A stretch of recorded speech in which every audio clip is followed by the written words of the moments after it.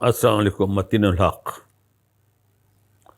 آج موضوع ذرا ہٹ کے ہے اور بڑی توجہ سے اس کو سنیں گے تو شاید آپ کو مزہ آئے۔ جوں دنیا کی ٹیکنالوجی ترقی کرتی جا رہی ہے، نئے نئے انکشافات سامنے آ رہے ہیں۔ 1988 میں یا 1989 میں میرے ایک دوست ہوتے تھے، ہیں اللہ ان کو عمر دے، اس وقت وہ ڈی ایس پی تھے لیکن بہت لٹریری آدمی، عبدالغفور خان جدون، ایبٹ آباد کے، بہت کراچی پولیس کا پروسیکیوشن کا دماغ۔ ان کو روز آرڈر تھا کہ آپ نے روز شام کو 1 گھنٹے آپ کو آئی جی کو آپ نے قانونی معاملات سے مشاورت دینی ہے۔ بہت قابل آدمی۔ تو وہ کچھ پڑھتے تھے، میرے پاس اکثر آتے تھے تو مجھے وہ بتاتے تھے۔ اس وقت انہوں نے اس وقت کے حساب سے انکشاف کیا کہ یہ جو مصنوعی سیارے اڑ رہے ہیں وہ دنیا کے بارے میں تحقیقات کر رہے ہیں امریکہ بہادر۔ دھیان رکھیں 88 کی بات کر رہا ہوں میں، آلموسٹ 35 سال تقریباً۔ ان کا کہنا تھا کہ سیاروں نے سے جو امریکہ کو معلومات ملی ہیں سعودی عرب کے اور امریکہ کے زیر زمین تیل کے ذخائر، صرف تیل کے ذخائر، ابھی اور کسی چیز پہ نہیں انہوں نے دیا تھا۔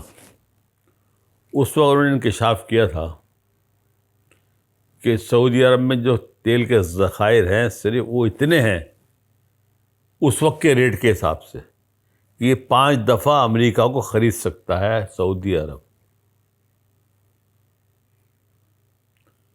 ٹھیک ہے، انہوں نے ذخائر دریافت کرے، اپنے وطن ملک کو فائدہ پہنچایا، اپنے لوگوں کو فائدہ پہنچایا۔ مثال اس کی کویت کی بھی ہے کہ گیس فری ہے، بجلی فری ہے، ٹیلی فون فری ہے۔ ہر کویتی کو اب پتہ نہیں، کچھ عرصے پہلے تک 1000 کویتی دینار گورنمنٹ دیتی تھی، کہ اس لیے کہ وہ بھی سکون سے رہیں اور امن سے رہیں۔ بڑی بات تھی یہ۔ اب وقت بدل رہا ہے۔ اب بلوچستان کے بارے میں انکشاف ہوا سن 2000 کے بعد جا کے، اور اس کے بعد سے جو بلوچستان کی اہمیت ہو گئی ہے۔ بلوچستان میں جو سیاروں کے ذریعے جو معلومات ملی ہیں، صرف معدنیات اور کوئی چیز نہیں، صرف معدنیات ذخائر جو بلوچستان میں ہیں، صرف بلوچستان کے، ابھی سندھ میں کی بات نہیں ہو رہی ہے، وہ اتنے ہیں کہ وہ سعودی عرب کو 5 دفعہ خرید سکتا ہے۔ اور اس وقت سے یہودیوں نے ہمارا جینا حرام کیا ہوا ہے، امن نہیں ہونے دیتے کہ اگر یہ مالدار ہو گئے تو ان کی چودراہٹ، ان کے ہتھلے کی فیکٹریاں بند ہو جائیں گی، کون خریدے گا، کیا ہوگا۔ اس وقت جو بلوچستان میں جو انتشار کی ہے اس کی پیچھے کہانی یہ ہے کہ صرف معدنیات کے ذخائر اتنے ہیں۔ وہ اس سے پہلے کام شروع ہوا تھا، پھر روک دیا گیا، کیونکہ اپنے ہی لوگ مخلص نہیں ہیں۔ اکبر بگٹی صاحب نے ایک دفعہ اسمبلی میں کہا تھا، ان کو اپنے لوگوں کی کہانی سناتا ہوں آپ کو، یہ اخبار میں آیا تھا، یہ جو انہوں نے وہاں اسمبلی میں کہا تھا۔ اکبر بگٹی صاحب کو کسی زمانے میں 1.5 ارب روپے سالانہ دیے جاتے تھے ان کی چودراہٹ قائم کرنے کے لیے، وہاں معدنیات نکالنے میں وہ رکاوٹ نہ ڈالیں۔ حکومت آ گئی پیپلز پارٹی کی، رحمان ملک صاحب بنے وزیر۔ یہ اسمبلی میں کہا تھا اس نے آ کے، اکبر بگٹی نے۔ رحمان ملک صاحب نے ان کو پیغام بھجوا دیا کہ اب آپ 1.5 نہیں ملیں گے، اب آپ کو 3 ارب ملا کریں گے، 2 ارب آپ رکھیں گے، 1 ارب ہم کو دیں گے۔ انہوں نے منع کر دیا تھا۔ یہ تاریخ میں ہے۔ اب جب نیتیں خراب ہوں اپنے ہی گھر، ہم ترقی کیسے کریں؟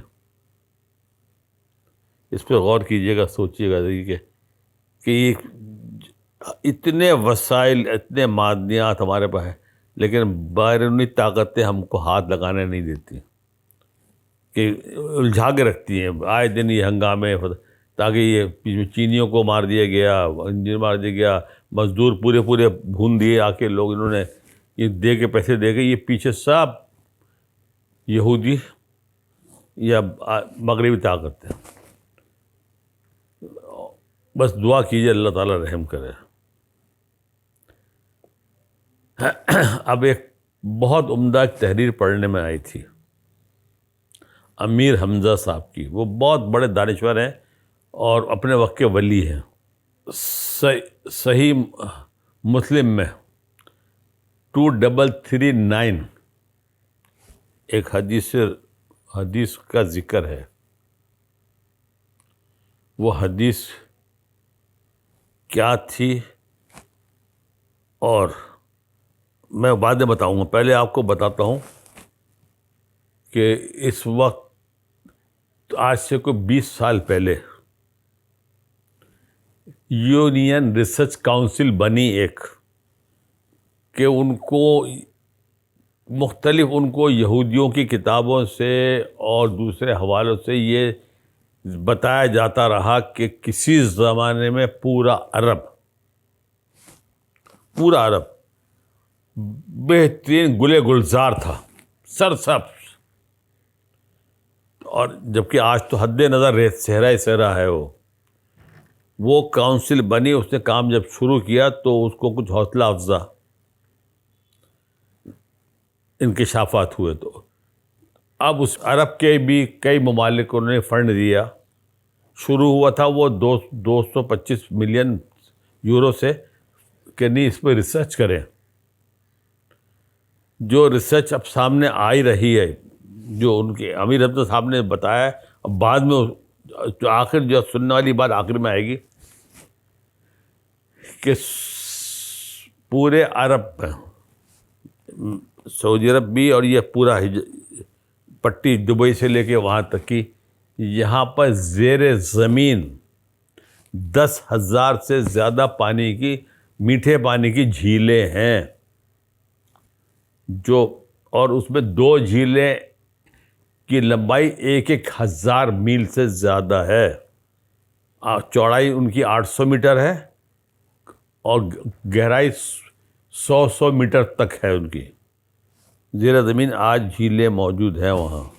اس پہ کام ہو رہا ہے، تحقیقات ہو رہی ہے، کھدائیاں ہو رہی ہیں. تو جگہ جگہ سے ریگستان میں سے آبی حیات کے ڈھانچے مل رہے ہیں، جن کے بارے میں کہا جا رہا ہے کہ یہ لاکھوں سال پرانے ہیں. آج سعودی عرب میں بھی، دبئی میں بھی بہت جگہ پر فصلیں اگائی جا رہی ہیں. اناج میں خود کفیل ہو رہے ہیں وہ. یہ مضمون تو بہت بڑا ہے، میں شارٹ بتا رہا ہوں. میں آ رہا ہوں اس حدیث کے اوپر. حضور صلی اللہ علیہ وسلم سے صرف دریافت کیا تھا لوگوں نے، قیامت کب ہوگی. اس حدیث کے بیک گراؤنڈ میں سارے کام ہو رہے ہیں. حضور صلی اللہ علیہ وسلم نے فرمایا تھا، یہ میں نے عرض کیا نا، صحیح مسلم 2339، آپ نوٹ نکالنا چاہے نکال لیجیے گا، اس میں ذکر ہے کہ جب پورا عرب گلے گلزار بن جائے گا، ہر طرف سبزہ ہوگا، ہریالی ہوگی، تب قیامت آئے گی، اس سے پہلے نہیں آئے گی. اب جس طرح سے یہ جو وسائل ان کے ملے ہیں، ہم دبئی والوں کو دیکھ رہے ہیں، شارجہ اور جس عرب ریاست دیکھ رہے ہیں، یہ لوگ اللہ کی نعمتوں پہ عیاشی بھی کر رہے ہیں، کام بھی کر رہے ہیں، نو ڈاؤٹ. لیکن اب وہ یہی ہو رہا ہے کہ اب وہ پانی دریافت کیا جا رہا ہے، یہ جھیلیں کہاں ہیں، ان سے بھی فائدہ اٹھائیں گے، پانی استعمال کریں گے، سبزہ لائیں گے.